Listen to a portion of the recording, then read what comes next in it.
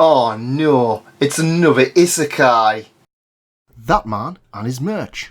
Hello and welcome to That Man. That is me merchandise, and today we're looking at Goodbye, I'm Being Reincarnated. Is it worth reading? Join me and we'll find out.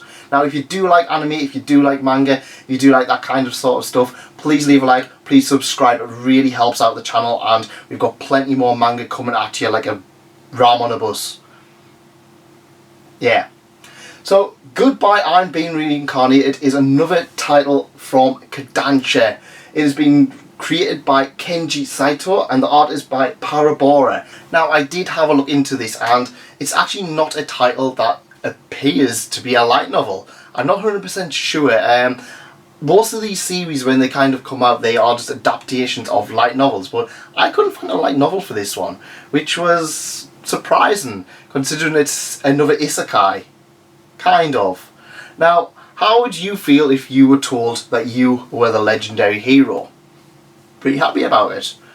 How would you feel that in order to fulfill your legendary hero role, you have to die? That is the question that is brought to our protagonist in this series. Now, most series kind of just have the protagonist being killed off or whatever. Either a truck murders them, or they're thrown under a train, or they just die surrounded by books. This series deals with the whole of the reincarnation side a little bit more, and the entire of the first volume is about the main character trying to avoid being killed off and reincarnated. He's pretty happy with his life. He's got a nice busty friend, which is one of the problems with the series, that I constantly just refers the friend as the busty friend. In fact, the main guy is absolute scum, but yeah, it's interesting that he's kind of like, he's happy with his life. He's not one of these characters where he's just like, I don't like my life, and then he just gets killed off because he managed to do one thing with his life, or Kazumi did one thing with his life and died pointlessly. And that is the interesting thing, is that he is well liked by his friends at school. He is quite popular. He actually does have a pretty decent life ongoing. He doesn't see much of his family, which sets him up clearly for protagonist roles, but that's not going to hold him back. He does have like a lot of really good support and stuff like that. However, one day he comes across a beautiful princess who really requests him to be reincarnated into another world, and he's just like, sure, yeah, I'll come with you to this other world. And so she tries to drive a truck into him.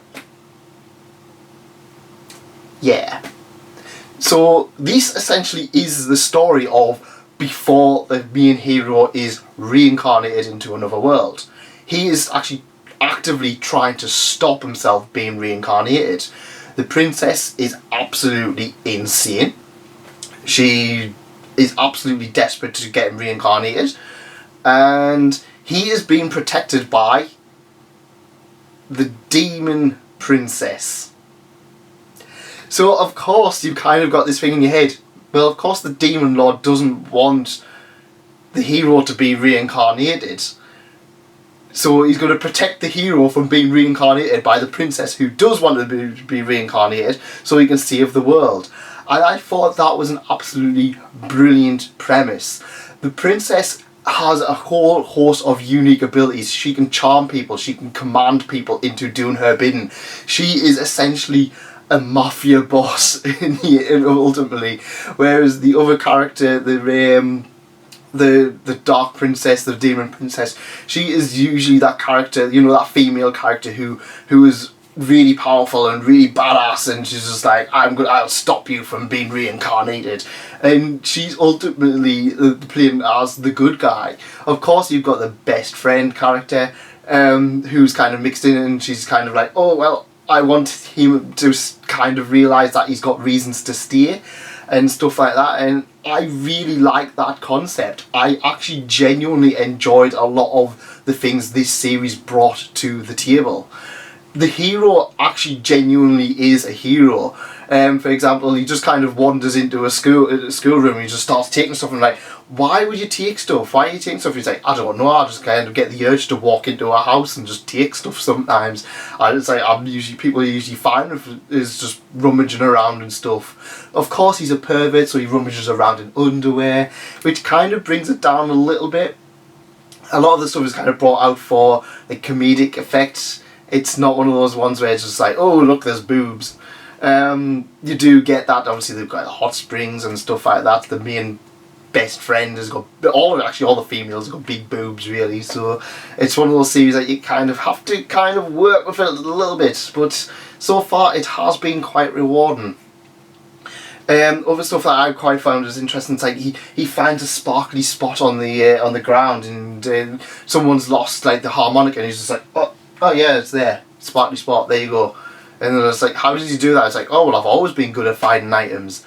And just like someone else is like, how did you know that little girl needed help? And he's like, well, she had a marker on the top of her head.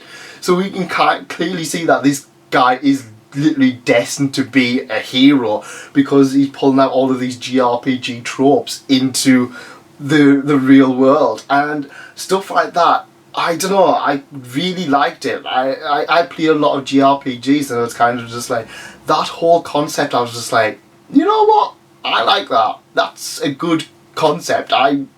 Yeah, keep doing more of that. So the whole of this story is effectively the Princess of Light trying to murder the hero so he can be reincarnated, while the demon princess tries to stop him. Honestly, it's a premise that I haven't really seen much of before.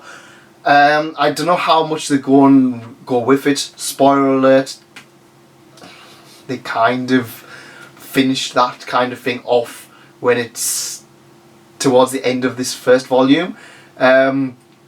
But I was really happy with the way they kind of adapted the whole of the build-up to being reincarnated, rather than it just being a chapter or a first chapter or something like that. This was an entire volume of just being, I don't want to be reincarnated, you're weird, stay away from me. And now we're going to see the genuine thing between, oh well, the demon lord's going to be killing everybody and doing all of this stuff, but the princess is absolutely insane, so I don't know what to do. I'm interested in how it plays out. I'm worried that it's just going to end up being another generic isekai after this, but I've got some hopes. So let me know in the comments if you check this one out, if it's worth keeping with. Personally, I would recommend at least trying it out, because it's a new, unique twist on isekai. The artwork, the front cover doesn't lend itself absolutely amazing. Like I said, it looks like another manga adaptation of a light novel, which I'm kind of like, oh, yeah. But I'm willing to give this more of a shot, and I'm quite happy I did try it out. A nice, unique take on the isekai genre without just being, yeah, he was born into another world because, why not? Yeah, check it out and let me know in the comments if you enjoy it. That's it from me. Thank you for coming, and thanks again for staying. If you did enjoy this, please leave a like, please consider subscribing, and get excited, because next time we are looking at Skullface Bookseller Honda-san. An absolute fantastic series that is well worth reading. Join me as we look at that. But for now, goodbye.